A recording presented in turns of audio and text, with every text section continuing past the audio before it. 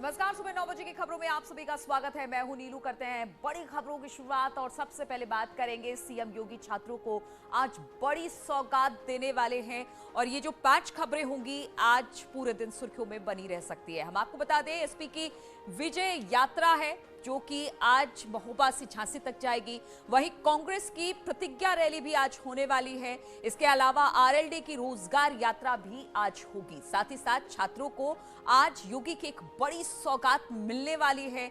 शाह का मिशन पश्चिम उत्तर प्रदेश होगा क्योंकि Shakumbhari Devi university state university का शिलान्यास होगा। तो बड़ी खबर कही जा सकती है, ये खबर आज दिन भर रहेगी। तो शुरुआत बड़ी खबरों के साथ ही करते हैं। मुख्यमंत्री योगी आदित्यनाथ आज 12,17,000 से ज्यादा छात्रों को ऑनलाइन छात्रवृत्ति का तोहफा देने वाले हैं। कुल 458 करोड़ रुपए की रकम मेधावी छात्रों को ट्रांसफर की जाएगी और इसके बाद सीएम योगी विद्यार्थियों के साथ संवाद भी करेंगे। कार्यक्रम में सरकार के कई मंत्री भी मौजूद रहने वाले हैं। इसके साथ ही पहले चरण की छात्रवृत्ति का जो वितरण का काम होगा वो पूरा हो जाएगा। थोड़ी देर बाद यानी 9:30 बजे सीएम छात्रों को छात्रवृत्ति का तोहफा देने वाले हैं।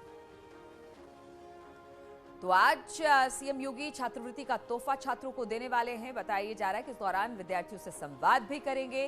कुल 458 करोड़ रुपए की ये रकम होगी जो मेधावी छात्रों के अकाउंट में ट्रांसफर की जाएगी। इसके बाद सीएम योगी विद्यार्थियों के साथ संवाद भी करेंगे।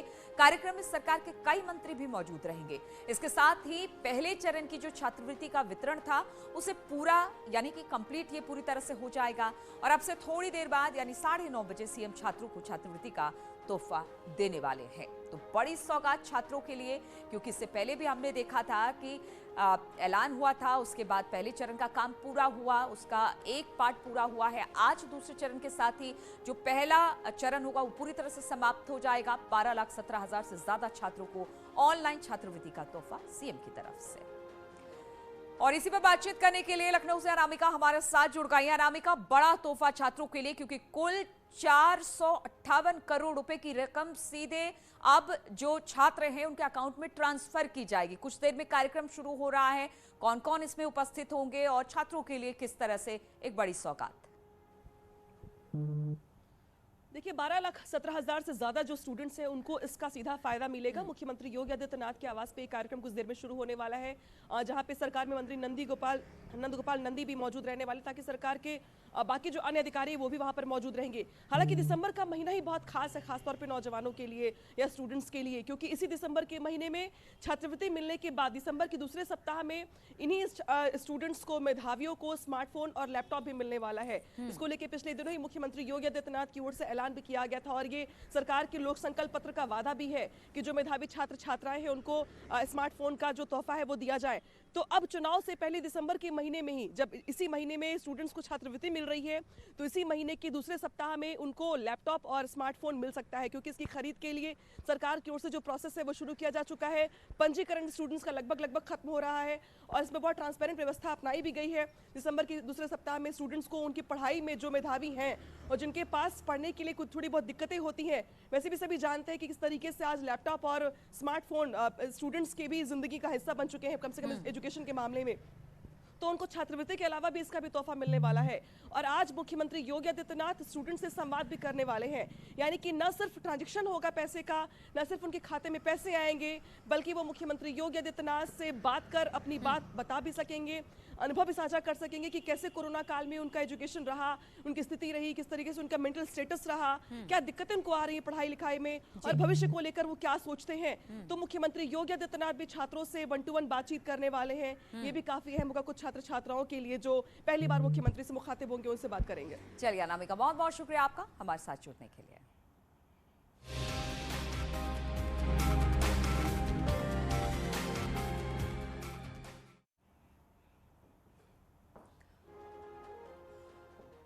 और केंद्रीय गृह मंत्री अमित शाह आज सहारनपुर में रहेंगे। वो यहां पर माता शाकुंभरी देवी स्टेट यूनिवर्सिटी का शिलान्यास करने वाले हैं।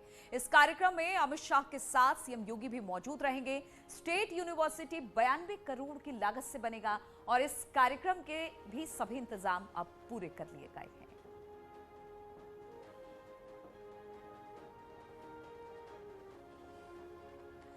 तो आज शाह रहने वाले हैं सहारनपुर में और यहां पर माता शाकुंभरी देवी विश्वविद्यालय का शिलान्यास करेंगे और इसके लिए तमाम तैयारियां पूरी हो गई है। इस मौके पर सीएम भी उनके साथ उपस्थित होंगे।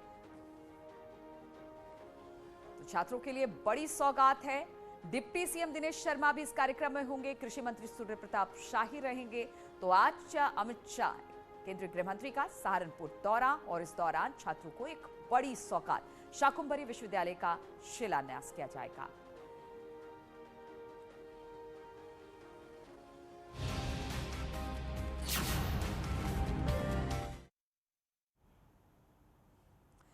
और अब बात दो यात्राओं की कर लेते हैं। तो समाजवादी पार्टी के अध्यक्ष अखिलेश यादव इस वक्त बुंदेलखंड दौरे पर हैं। आज अखिलेश की विजय रथ यात्रा का दूसरा दिन होगा। आज यात्रा महोबा से झांसी पहुंचेगी।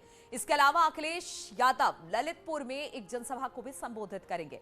अखिलेश का बुंदेलखंड दौरा कुल 3 दिन का है। पहले दिन अखिलेश ने बांदा में वो रहे थे और फिर अब महोबा पहुंचे हैं और आज विजय रथ यात्रा महोबा से झांसी पहुंचेगी। इस दौरान अखिलेश रोड शो और जनसभाएं भी कर रहे हैं।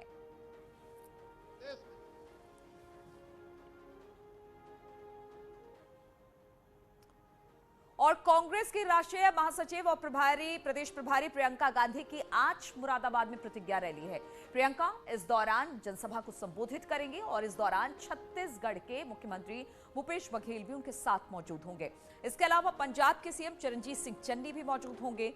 प्रियंका गांधी यहां कांग्रेस के पदाधिकारी और कार्यकर्ताओं को 2022 चुनाव में जीत के लिए टिप्स भी देंगी। इसकी तैयारियों के लिए प्रदेश अध्यक्ष अजय कुमार लल्लू समेत कई नेता मुरादाबाद पहुंच चुके हैं।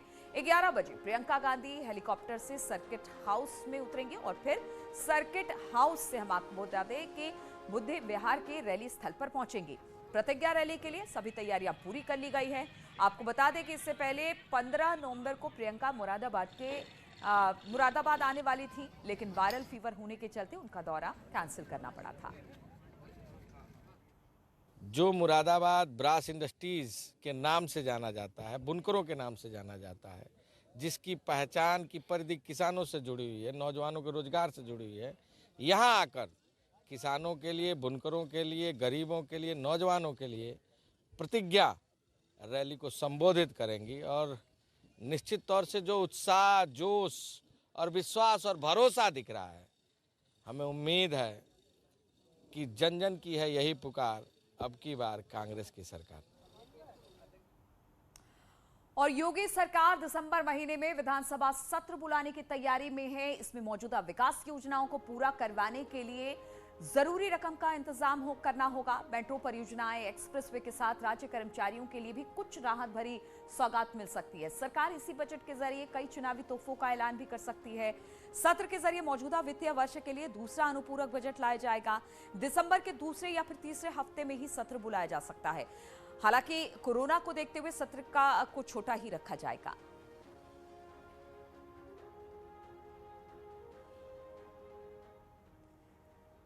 और उत्तर प्रदेश के विधानसभा चुनाव से ठीक पहले योगी सरकार एक बड़ी योजना पर काम कर रही है, जिसके तहत हम आपको बता दें कि ग्रुप सी और डी के लाखों कर्मचारी और अधिवक्ताओं को सब्सिडी पर घर उपलब्ध कराए जाएंगे। इन मकानों की खरीदारी से जमीन की कीमत के रूप में केवल 1 रुपया लिया जाएगा। खरीदारों को इस शर्त पर छूट दी जाएगी कि वो आगे 10 साल तक अपना घर नहीं बेच पाएंगे। उन्होंने मालिकाना हक भी मिलेगा। 1 रुपए की कीमत पर मकान देने का पूरा मसौदा उच्च अधिकारियों ने बैठक में तैयार किया है। उच्च स्तर से मंजूरी मिलने के साथ इस प्रस्ताव को कैबिनेट से पारित किया जाएगा। इस योजना का लाभ कैबिनेट द्वारा प्रस्ताव पारित होने के बाद ही लाभार्थियों को मिलेगा।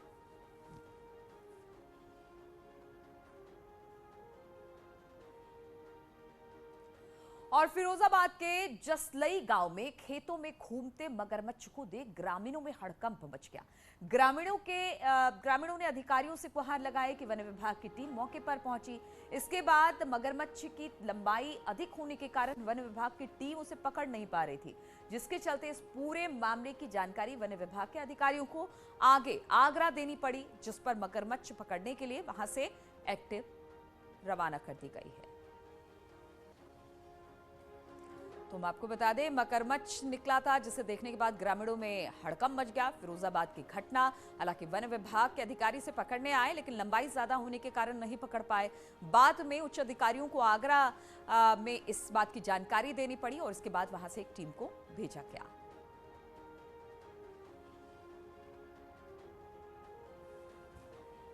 हम जब खेतों पे आए तो यहाँ एक मगरमच्छ मिला हमको।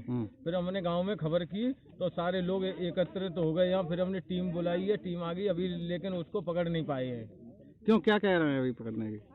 उनके बस में नहीं है पकड़ने वाले। ऊपर कहीं फोन कर रहे हैं कि और टीम आ रही है, जाल और एम्बुलेंस क्या लेके आ रहे हैं उनको पकड़ने के लिए। 2 घंटे हो गए इस घटना को। और खबर इटावा से लेते, जहां पर एक दुल्हन ने दूल्हे और उसके 2 दोस्तों पर गैंगरेप करने का आरोप लगाया। महिला का आरोप है कि उसके पति ने शादी की पहली रात को ही उसे नशीला दवा पिला दिया, अपने 2 दोस्तों के साथ गैंगरेप किया। महिला की शादी 28 नवंबर को हुई थी। महिला अभी एक प्राइवेट अस्पताल में एडमिट है। सूचना मिलने पर पुलिस अस्पताल पहुंची तो ससुराल पक्ष पुलिस के आने से पहले ही वहां से फरार हो गया। पुलिस ने मामला दर्ज कर पड़ताल शुरू कर दी है।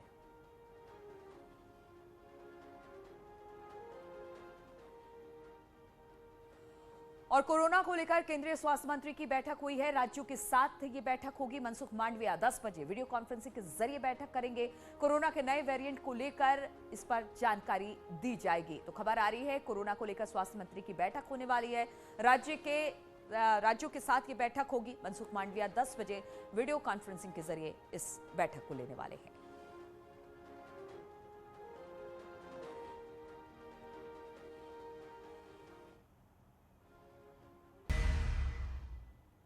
और ब्रेक के बाद खबर ललितपुर से लेते हैं, जहां पर एक शराबी ने हाई वोल्टेज ड्रामा खड़ा कर दिया। बताया जा रहा है कि एक शराबी युवक ने अपनी बात मनवाने के लिए कुछ कुएं में छलांग लगा दी, जिसके चलते उसके परिजनों और मोहल्ले में अफरा तफरी मच गई। बाद में ग्रामीणों ने कुएं में रस्सी के सहारे किसी तरह से शराबी युवक को बाहर निकाला। तस्वीरें आप देख सकते हैं कि किस तरह से शराब के नशे में कुएं में छलांग लगा दी इस युवक ने और फिर काफी देर तक ये उसी में रहा। बाद में ग्रामीणों ने रस्सी फेंककर इस युवक की जान बचाई।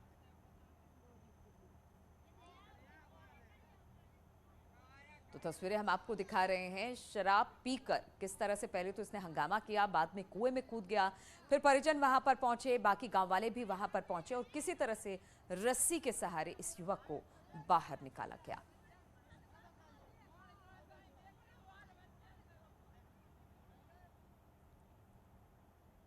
और इटावा जिले के सैफई गांव थाना क्षेत्र के अंतर्गत तिलोकपुर गांव में एक ट्रक चालक ने अपनी पत्नी से हुए विवाद के बाद गोली मारकर आत्महत्या कर ली। सूचना मिलने के बाद पुलिस मौके पर पहुंची, गहनता से पड़ताल की गई। इसके बाद शव को पोस्टमार्टम के लिए भेज दिया गया।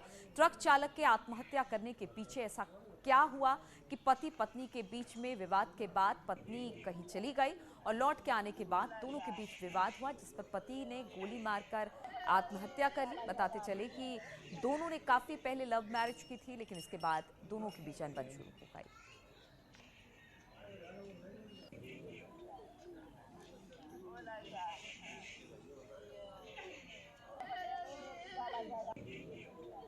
तो पति पत्नी का विवाद था ये पूरा, जिसमें बताया जा रहा है कि आपस में लड़ाई हुई और फिर पति ने अपने आप को गोली मार लिया, लेकिन इस दौरान पत्नी कहीं बाहर चली गई थी। अब पुलिस इस पूरे मामले की छानबीन कर रही है। तो इन तमाम खबरों के साथ इस बुलेटिन में फिलहाल इतना ही। रुकेंगे छोटे से ब्रेक के लिए, लेकिन ब्रेक के बाद भी लगातार खबरों का सिलसिला जारी।